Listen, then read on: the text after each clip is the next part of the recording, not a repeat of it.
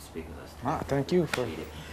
And I'll throw this out there. What do you think was the biggest obstacle in getting this done?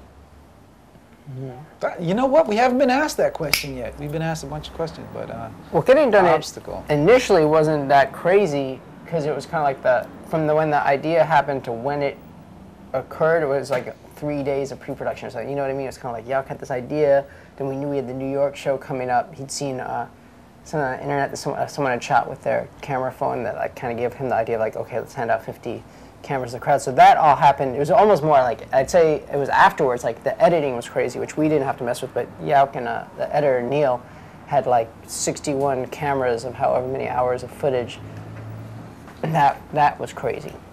Yeah, I'd say that if I had to pick the biggest obstacle, it might almost be like too many options, like so many options to cut from that it's a little overwhelming. Like there were certain songs we decided we'd only cut from the DV cameras, and there were 6 DV cameras, and those were pretty easy to cut because you look at the 6 options and you can sort of figure out how to do it. But when you have 61 different angles to cut from, it's pretty overwhelming. Crazy ass shit. I was going to say, was there anything that you couldn't put on there and didn't put on there? Will there be maybe An X-rated of the movie available down the road? The X-rated perv version, sick golden showers pervert version. I don't know if there will be. I don't know if we'll be allowed to do that. Yeah, we do have a lot of nice extras for the DVD. There's a barbecue off, yes, cook-off type thing that spans the globe. Started in Australia, ended up transpiring in a Jerome Crooks's backyard in Los Angeles, California. That's a hot extra. Was there possibly a different mindset going into the show, knowing it was going to be filmed for this movie? No, I mean, it's the same show, but it's always, you know, it's the Garden, it's New York City, so, you know, you want it to be the best it could be. You know, it's the same basic. We were on tour, so, you know, we were all kind of in the... We were on top of our game. We were on top of our game. But you know what I mean, you play in New York, your family's there, your friends are there, you're playing at the Garden, it's like a big extra deal, and we got these damn video cameras, 50, so, you know, it's like, oh, you know, it's too much pressure for me. I really can't take much more of this. Well, I beg to differ. You're good under pressure. Bright lights, the media, you thrive on that type of thing. Yeah, you shine. Yeah. Am I shiny? Do I need some powder? Powder? A little bit would be good. And obviously a lot of the magic of the movie comes in the editing process. How did you kind of go about the editing, and did you have something in mind when you first went in? We're going to have to hold that answer. Yeah, we're going to have to wait for the truck or bus or dinosaur or whatever. I guess we just kept playing around with stuff. I just try to find ways to get individual songs to flow, and then get the overall thing to feel like it flows. You know, so you know, just chipping away at it, trying to make it work. And as far as the performance, I mean, do you think that this was a performance for the ages, or were you kind of going in with the mindset that we're going to take the show, take it or leave it? What I mean by that is, did you know that this was, were you satisfied this is setting the standard going to be the one shot, and this was going to be the shot no matter what you guys did, no matter how you performed, no matter what you got back from the cameras? Well, it's not like we didn't go into it being like, okay, we're making this movie to put in movie theaters and blah, blah, blah. We're like, well, let's try it. We're playing a show. It's at the Garden. We should document it. Give out these cameras, see what happens. Yeah, I mean, it definitely was more like, okay, this is the idea. Seems like a cool idea. Let's roll the dice and see what happens. It wasn't like... we paid for it. It's not like somebody else gave us all this money. It was like we were in some deal with somebody where we had to put something out. It was like, let's just try this thing. That's kind of how we like to do our thing in general. Did you guys learn anything or see anything new about yourselves when getting the footage back from the cameras? More like from seeing the fans. It's just cool seeing people getting into it. You know, it's definitely cool. And the title of the movie, obviously, I'm looking at the posters here, and they took out the expletive. When you titled the movie, did you ever think that may be an obstacle in getting into theaters and all? It seemed kind of funny, you know. Yeah, I mean, if the movie theaters can't take a joke, then who can? Any feedback from any of the fans who were there that night?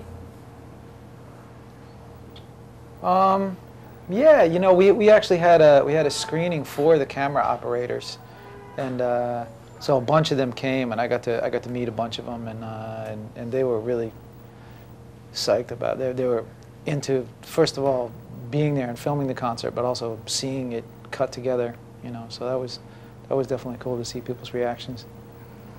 Does this kind of give you an idea that, hey, I want to do this again, or hey, I'm never doing this again? You know, which way are you leaning at this point? Well, it's been done, so it might be redundant to do it again, but it's a cool process. Well, I was going to say, it's an innovative style and an innovative method of capturing a performance. You know, do you think that this may have the stamp as, you know, the hornblower stamp, so to speak? Would this be like would there be a pattern of works like this? I don't know. It's, I mean, it's in a way it's similar to some other things that we've done too. Like we did when we did the Shadrach video. There's some similarities. We like kind of had a bunch of people filming it, and a lot of the stuff was kind of handheld and was out there. Yeah, but still, like that looks so different. I mean, each time, you know, Hornblower's a difficult man, but each time he sets out and does something, he's definitely on some different shit. You know, it's like he does something different. So it's kind of like, it's not like, okay, this is the style. The man has many styles. He's versatile like that. So what's the game plan for the next 4 months? Like, what's coming up for you guys? It's a big bocce match coming up. Training, groups training right now. Yeah, we gotta get, you know, a lot lot of people think that that's an easy game. It's just, you know, whatever, big ball and little ball, but it takes training like anything else. It takes preparation and serious work and focus. And last question I want to ask you, as far as your involvement with the movie and having this be kind of your baby, do you have any expectations? I mean, what would be considered success to you with this?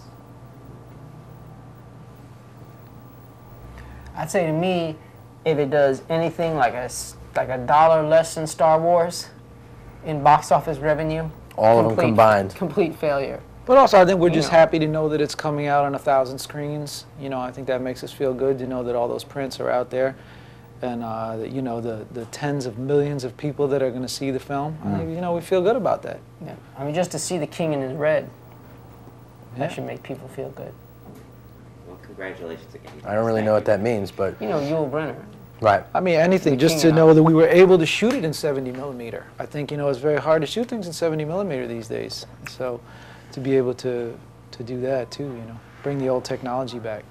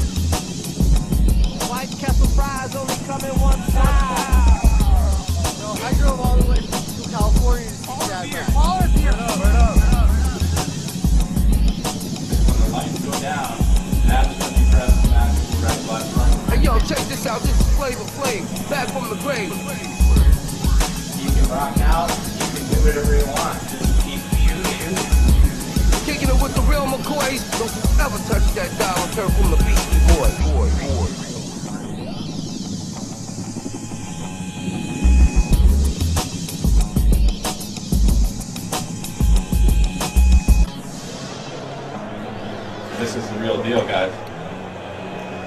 This is going to be their DVD of one of the best shows that they're about to throw down in their backyard at the Garden. This is one, like, hardcore rule. If you can rock out, you can do whatever you want. Just keep shooting. You know, if it's just this and you're not looking, I don't care. But what that means is when the lights go down, that's when you press the magical red button, okay? I know I'm speaking for the guys that this is special and cool by everyone being part of this.